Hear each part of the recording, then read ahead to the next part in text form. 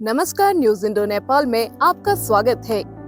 तो आज का वीडियो बहुत खास है उन सभी लोगों के लिए जो पिथौरागढ़ के रहवासी हैं, क्योंकि आज हम आप सभी को बताने जा रहे हैं आखिर पिथौरागढ़ में नगर पंचायत से नगर पालिका कब बनी, जो कि आज के युवाओं के लिए बहुत जरूरी है।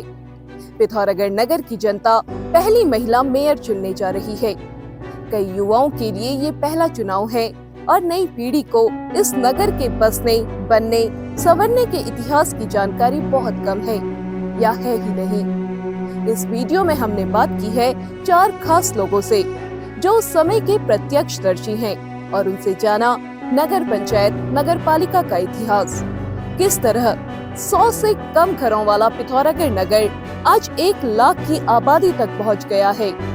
नगर के लोगों ने किस तरह विकास होते देखा है। NIN की टीम ने आज इसे जानने की कोशिश की है।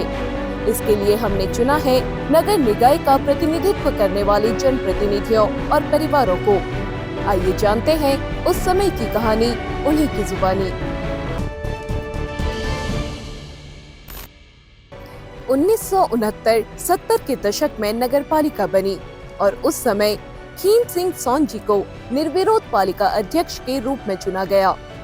वे करीबन 2 बार निर्विरोध पालिका अध्यक्ष रहे और उसके बाद उन्होंने चुनाव लड़ा और उसमें भी वे विजयी रहे। चलिए जानते हैं उनसे जुड़ी कुछ और जानकारियां उन्हीं के बेटे पुष्कर सिंह सोनजी से। सर, आपके पिताजी यहाँ पे जब नगर पंचायत थी और नगर पालिका भी थी, उस दौरान काफी लंबे समय तक चेयरमैन रहे थे, तो उनका कार्यकाल कितना रहा? उनका कार्यकाल करीब 25 साल तक रहा हुआ जी। जैसा कि अभी आप देख ही रहे हैं, चुनाव प्रचार बहुत जोरों शोरों से चल रहा है जी। तो आपको क्या लगता है उस समय के प्रचार में और अभी के प्रचार में कितना डिफरेंस आ गया है? बहुत बड़ा डिफरेंस है।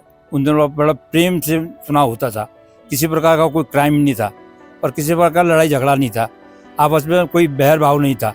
और आजकल का आप चुनाव देख ही रहे हैं, और बड़ हुड़दंग है, झूठ है, फरेब है, सब चल रहा है।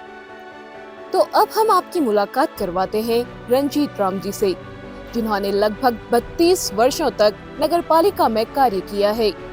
चलिए जानते हैं उनसे कि उन्होंने कितने पालिका अध्यक्षों के साथ काम किया है और उस दौरान चुनाव कैसे हुआ करते थे।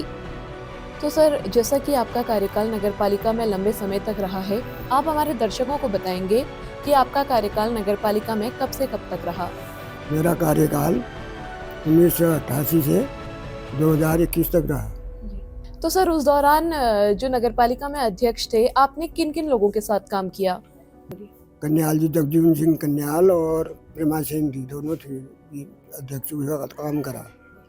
उस दौरान नगर पालिका था और अभी नगर निगम बन गया है, तो उस समय में कैसा प्रचार होता था और अभी जब नगर निगम बन गया है तो आप देख ही रहे हैं कि प्रचार हो रहा है, तो उस समय के नगर प्रचार में और अभी के प्रचार में कितना अंतर है? उस समय लोग घर घर जाते थे, हाथ जोड़ जाते थे कि वोट मुझे देना, और अब ऐसा हल्ला गुल्ला हो रहा है।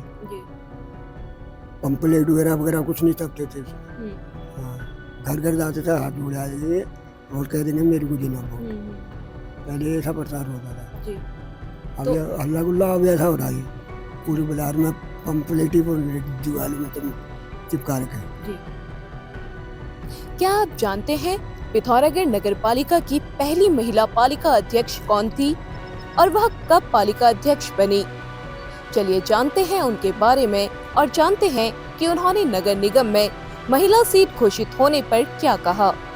ये तो बहुत अच्छी बात है, दोबारा महिला सीट आई है और मैं उन लोगों को सब शुभकामनाएं करती हूँ। अपने बात रखें और लोगों के जो प्रश्न हैं वो पूछते हैं, उनका उत्तर दें, उनका अपने उनका सम्मान होना चाहिए। महिलाओं की सीट, महिलाएं जो मिली हैं उनको अपने बातों को रखना चाहिए और उनको मतदान देना चाहिए। घर घर जा कर के उनको प्रोत्साहित करें और अपना उत्साह बढ़ाएं उनका भी। प्रेमा सिंह जी पहली महिला जो 1997 से 2002 तक पालिका अध्यक्ष रही। उन्होंने बताया उस समय के प्रचार में और अभी के प्रचार में कितना अंतर है। बहुत अंतर नजर आते हैं। उस समय डोर टू डोर जाकर हमको कन्वर्सिंग करनी पड़ती थी, घर घर जा कर के अपनी बातें करनी पड़ती थी, उनको काम बताना पड़ता, हम ये करेंगे वो करेंगे, सब कुछ बताना पड़ता था उनको। अब की बार में तो बहुत अंतर आ गया है। यह है कि अब तो डोर टू डोर जा कर के नहीं होता उदाहरण, लेकिन मीडिया के द्वारा लोगों को, इसके द्वारा लोगों को, उसमें मीडिया इतना डेवलप था नहीं है जो आजकल जैसा है। इसलिए हमको व्यक्तिगत संबंध ज़्यादा इम्पोर्टेंट होते थे, हमारे वहाँ जाते थे। अब तो मीडिया और सोशल मीडिया के द्वारा सब प्रचार होता है, प्रसार होता है, उसमें ये समस्या नहीं थी। ये समस्या थी, हम घर घर जाते थे। दोबारा महिला सीट घोषित होने पर उन्होंने कहा, कैंडिडेट के लिए मेरी शुभकामनाएं हैं।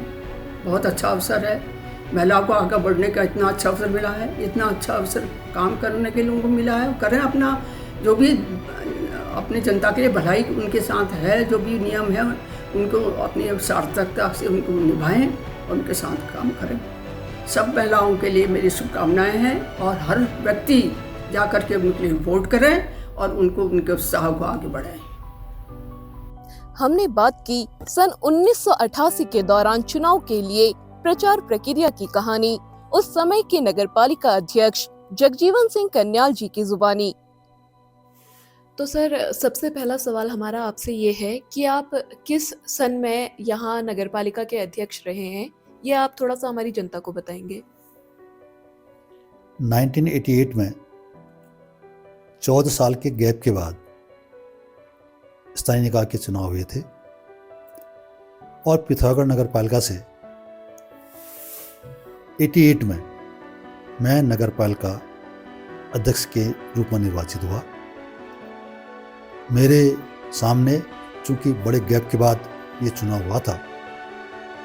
जो नगरपालिका का आपने चुनाव लड़ा था, क्या उससे पहले भी आप राजनीति में थे या आपने कभी किसी कॉलेज के समय में राजनीति में अपनी भागीदारी दी थी?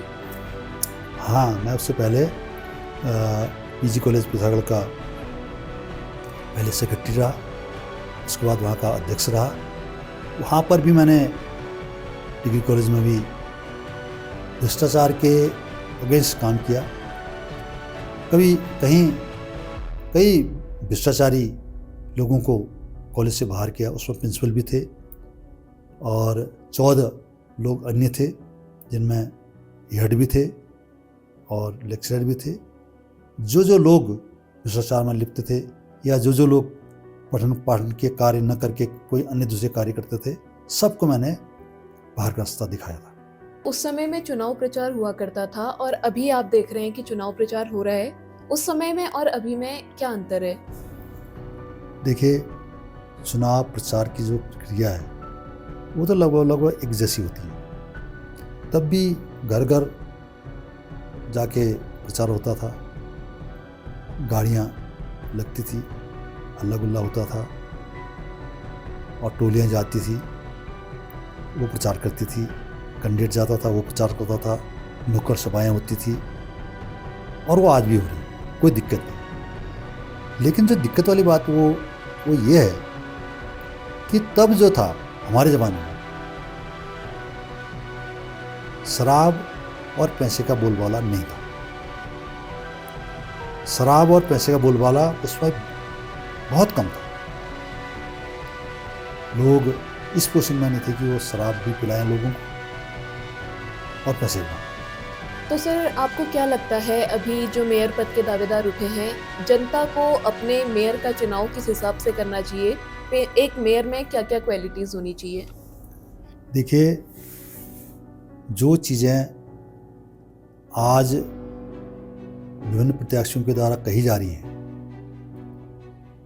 वो सिर्फ एक चुनाव की प्रक्रिया के तहत कही जा रही हैं। प्रत्याशियों को कम से कम ये पता होना चाहिए कि ये जो चुनाव हो रहे हैं ये किस नियम, किस एक्ट के अनुसार हो रहे हैं। कौन सा नियम, एक्ट नगर पालिका को गवर्न करता है। उनको ये पता होना चाहिए कि नगर पालिका के कार्य क्या होते हैं, नगर निगम के कार्य क्या होते हैं, नगर निगम और नगर पालिका के कार्य में क्या अंतर होता है, ये पता होना चाहिए। और जब तक मैं समझता हूँ इन बातों का ज्ञान नहीं होगा तो मैं समझता हूँ कि सिर्फ जो नगर निगम का जो बजट है उसको देख करके ही प्रत्याशी बात कर रहे हैं और उसके हिसाब किताब से ही ये प्रत्याशी बने हुए। तो ये थी पिथौरागढ़ के नगर पंचायत से नगर पालिका और नगर पालिका से नगर निगम बनने तक के सफर की कहानी। उम्मीद है आपको ये जानकारी पसंद आई होगी। ऐसी ही नई और रोचक जानकारियों के लिए जुड़े रहें न्यूज इंडो नेपाल से और पिथौरागढ़ की तमाम छोटी बड़ी खबरों को देखने के लिए सब्सक्राइब करें न्यूज इंडो नेपाल। NIN, सबसे अलग, सबसे तेज। धन्यवाद।